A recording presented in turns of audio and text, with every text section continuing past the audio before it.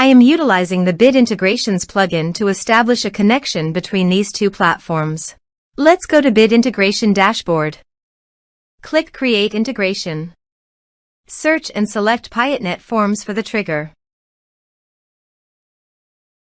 Select a form, then click Next. Now here, search and select Smaily.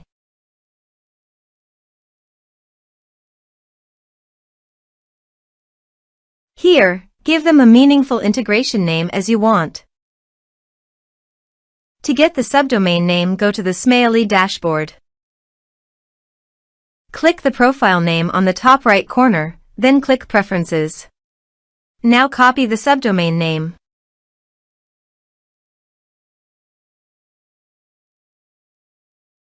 Paste it here. To get API username and password, click on Smaily API token. Click on Create a new user. Now copy the username. Paste it here. Now copy the user password.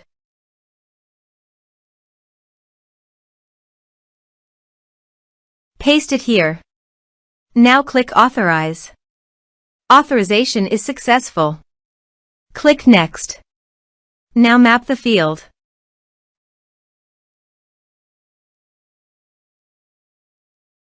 Here are several advanced features available for you to utilize according to your specific requirements. Here is the conditional logic. You can use it if you want. If the condition matches, then the data you will send to Smaily. Click Next. Now save the integration. Let's submit a form.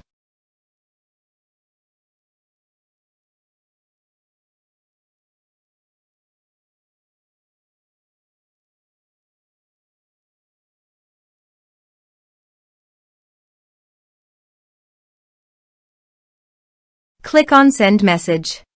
Form submitted successfully. Now go to the Smaily subscribers page and scroll down. Click All Subscribers.